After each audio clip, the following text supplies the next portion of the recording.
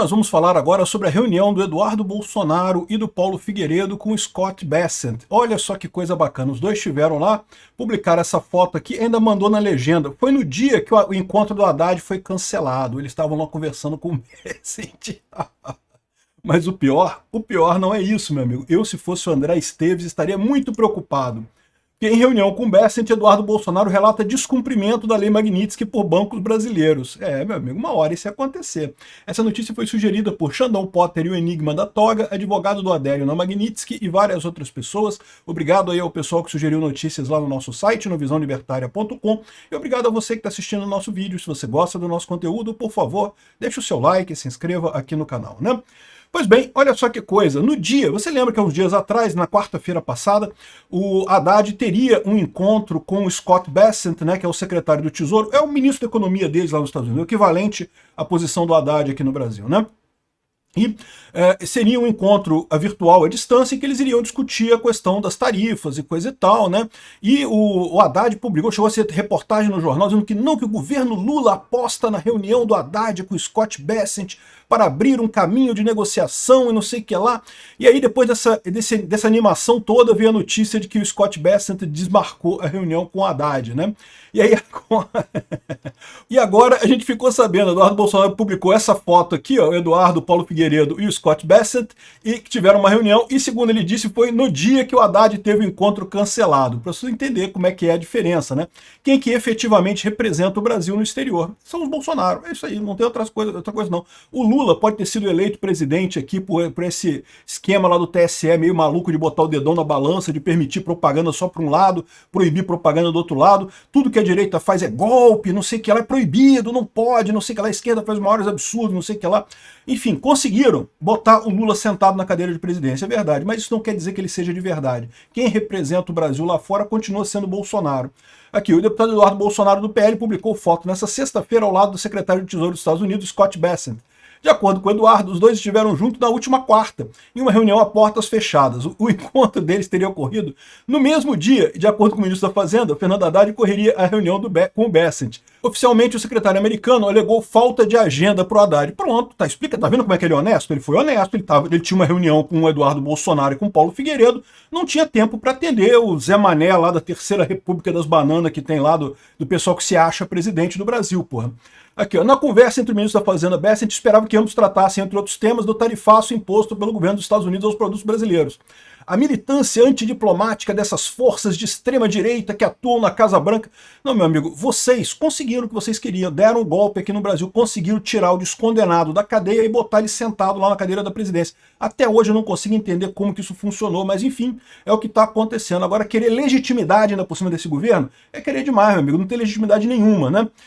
Aqui, ó, recebemos a informação 2 dias depois do anúncio que fiz, em que o Eduardo publicamente deu uma entrevista dizendo que iria procurar inibir esse tipo de contato entre esses dois governos. Depois dessa entrevista que houve o episódio, não há como não relacionar uma coisa com a outra, não é coincidência, ou seja, o Haddad está querendo culpar o Eduardo Bolsonaro por não ter um encontro com o Bessent. Mas o Haddad já parou para pensar que o Bessent, ele tem o direito de escolher, cara, ele não é obrigado a ouvir o Eduardo Bolsonaro, ele poderia ter falado com o Haddad. A questão é que o Bessent sabe quem está certo e quem está errado nessa história. E enquanto o governo brasileiro continuar fingindo que está tudo certo, que é um governo legítimo, que nós não estamos numa ditadura judiciária aqui no Brasil, que os processos contra o Bolsonaro não são um absurdo completo, não, tá tudo normal, tudo dentro da normalidade democrática e coisa e tal. Enquanto continuarem enfiando a cara na terra, escondendo essa verdade, vão se ferrar, e o pior, vão ferrar o Brasil inteiro, né? Mas vamos ferrar muito, porque, olha só, o pior dessa história aqui não foi isso, né? Aqui tá o Globo querendo dizer que, ai, que tadinho do Haddad, o secretário americano não quis falar com ele, mas preferiu falar com Eduardo Bolsonaro, olha que coisa, né? Aqui, ó, em reunião com Bessent, Eduardo Bolsonaro relata descumprimento de lei Magnitsky pelos bancos brasileiros. Eu não sei não, cara. É que eu não invisto em porra nenhuma aqui no Brasil, né? Mas se eu tivesse ação de banco brasileiro, meu amigo, eu vendia rápido, porque a coisa vai feder. A reunião de Eduardo Bolsonaro, Paulo Figueiredo com Scott Bessent na quarta-feira serviu para que os brasileiros levassem ao secretário de Tesouro um relatório sobre como a lei Magnitsky está sendo interpretada pelos bancos brasileiros.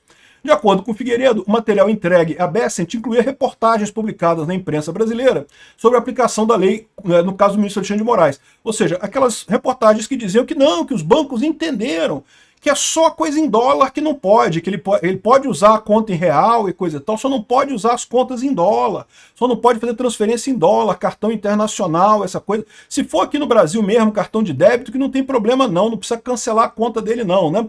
Ou seja, reportagens que relatam que Moraes não teve suas contas correntes suspensas pelos bancos de onde é cliente. A gente sabe que pelo menos o Banco do Brasil ele tem conta, não sei se tem outros bancos também, né? Ainda segundo Figueiredo, Bessent diz que a lei é uma só, não tem dois níveis, e prometeu tomar providências. Vai ficar mais divertido. É o que eu falei para vocês. Qual que é a estratégia deles? Eles não vão agora expandir para outras pessoas a Lei Magnitsky. Né? Não vão pegar os outros ministros, pelo menos não por enquanto. O que eles vão fazer agora é colocar mais força em cima do Xandão, botar a esposa dele, botar os filhos, botar todo mundo nesse pacotão e garantir que não tem acesso ao sistema financeiro, ou seja, tem que ser uma coisa muito mais pesada em cima do Alexandre de Moraes. Até para servir de exemplo para os outros, né? Para ver como é que vai ficar o pessoal aí nessa história e coisa e tal. E é verdade que os bancos brasileiros vão ficar num dilema agora, porque né, é óbvio que isso ia acontecer, né? O que vai acontecer? Eles já estão falando que vão obrigar os bancos brasileiros a não seguir a Lei Magnitsky. E beleza, eles podem fazer isso nos bancos que estão aqui no Brasil, né? O problema todo nessa história é que eles vão quebrar os bancos no Brasil. Por quê? Porque os bancos vão ficar sem acesso às linhas do SWIFT, né? A transferência internacional, acesso ao mercado americano. Ou seja, vai ser um prejuízo brutal para os bancos brasileiros. Eles vão ter que manter, vão ter que acabar com metade da operação deles lá nos Estados Unidos, com toda a operação deles nos Estados Unidos, na verdade, metade da operação mundial, só para atender o Alexandre de Moraes aqui no Brasil, para tu ver como é que vai ser a vida dura. E aí, eu falo, bem feito para o pessoal da Faria Lima que votou no Lula, que não, porque Bolsonaro não pode, Bolsonaro imita doente de Covid, vamos votar no comunista, que mal pode ter o pinguço corrupto assumir, o cara que quer brigar com o mundo inteiro para ficar do lado da China, mamando a China, mamando o Putin, né? Vamos fazer o quê, né? Pois é, votaram nesse pessoal, o pessoal da Faria Lima lá de São Paulo, e pronto, nos ferramos completamente, né? Ou seja, vai começar a brincadeira agora. Eu não sei quando que eles vão fazer isso, tá? Eu ainda acho que os Estados Unidos estão nessa de ver qual vai ser o impacto desse negócio. Mas hoje a gente já teve a definição da data do julgamento do Bolsonaro. Não é que isso seja uma novidade. Todo mundo já sabia que seria no mês de setembro, né? Tá todo mundo já sabendo que o Alexandre de Moraes tinha reservado as 4 sessões do mês de setembro para ser o julgamento do caso do Bolsonaro. Então faz todo sentido, 2 de setembro foi marcado o início do julgamento, era mais ou menos o que já se esperava. Mas, de qualquer forma, o fato do STF ter marcado essa audiência, essa votação, já indica que pelo menos há uma intenção deles de continuar com esse processo absurdo, sem absolutamente nenhuma lógica jurídica, né? Meu amigo, os bancos brasileiros vão ter problemas, hein? Vão ter problemas sérios. Eu acho que o pessoal vai precisar mesmo do BRICS Pay. Se prepara quem ficar isolado aqui no Brasil, hein? E depois, repara, isso é uma merda enorme, cara, porque toda a parte de exportação brasileira requer dólar, né? E aí os bancos brasileiros não vão poder mais comprar e vender, ter dólar aqui, negociar em dólar. Ou seja, a exportação brasileira inteira vai se ferrar com essa medida. É uma coisa absurda de preocupante os bancos brasileiros ficarem insistindo nessa brincadeirinha de que não, vamos interpretar de tal jeito e não sei o que lá e coisa e tal. Vamos ver como é que vai ser isso. Obrigado por assistir o vídeo até o final. Além de curtir, compartilhar e se inscrever no canal, considere se tornar patrocinador com valores a partir de R$ 1,99. Clique no botão Seja Membro abaixo para saber as condições e vantagens de patrocinar o canal. Mais informações sobre o nosso projeto, visite nossos sites indicados na tela.